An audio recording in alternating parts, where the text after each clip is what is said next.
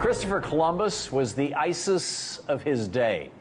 He justified rape, murder, and pillage with religion, and he funded his efforts with whatever he could steal. Today, while millions across America are celebrating Columbus Day, the city of Seattle is celebrating Indigenous Peoples Day.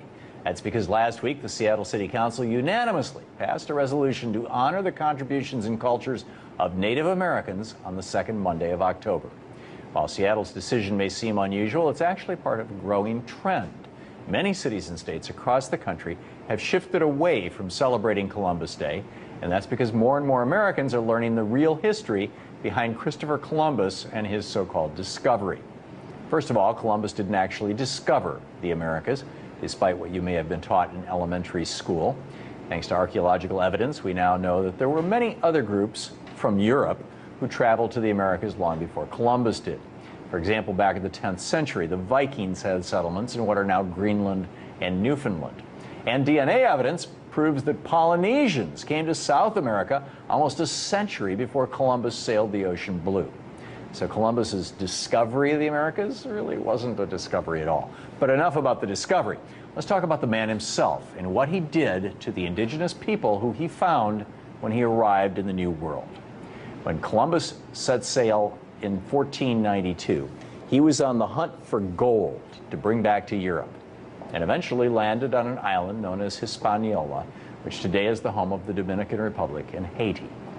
Unfortunately, Columbus didn't discover much gold on Hispaniola, but he did find something as good as it, if not better: human beings, people.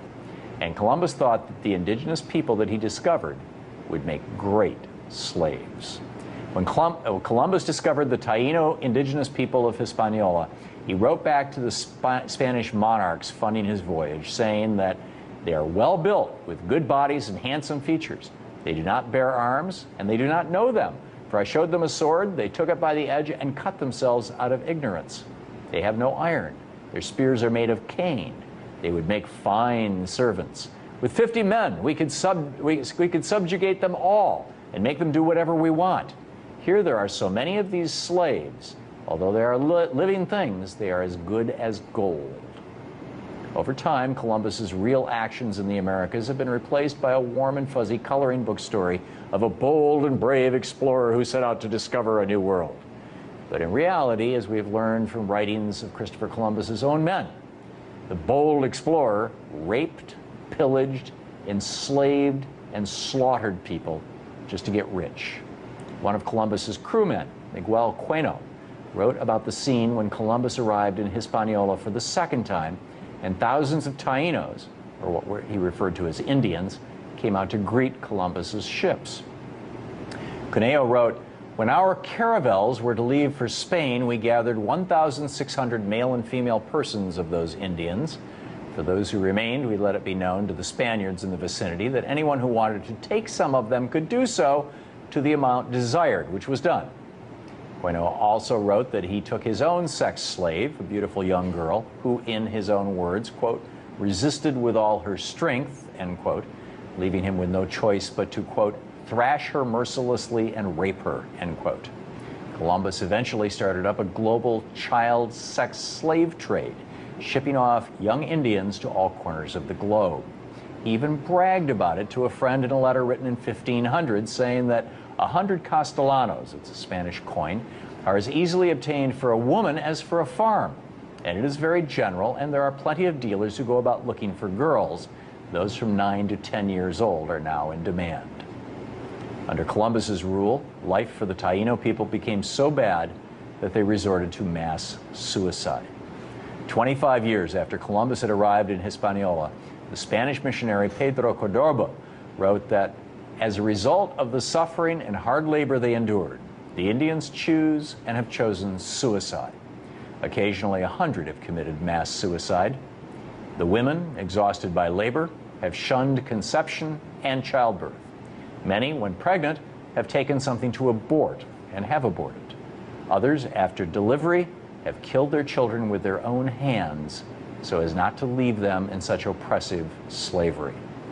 Eventually, Columbus resorted to wiping out the Taino altogether. Prior to Columbus's arrival in the New World, Scholars place the population of Haiti, Hispaniola, at around 1.5 to 3 million people. By 1496, it was down to 1.1 million, according to a census done by Bartholomew Columbus, Christopher Columbus's brother. By 1516, the indigenous population was at 12,000. And by 1542, fewer than 200 natives were alive on Hispaniola. By 1555, every single native was dead, every last one. Knowing what we know now about Columbus's real intentions and actions, it's pretty ridiculous to be celebrating a man who didn't actually discover anything and who kicked off a genocide of historic proportions. If Columbus was robbing, raping, and pillaging Western Hemisphere island nations today, we'd probably be bombing him from the air. It's time to put the shameful history of Columbus and his enslavement and murder of Native Americans behind us, and instead start celebrating the indigenous peoples who called the Americas home long before Columbus ever set sail.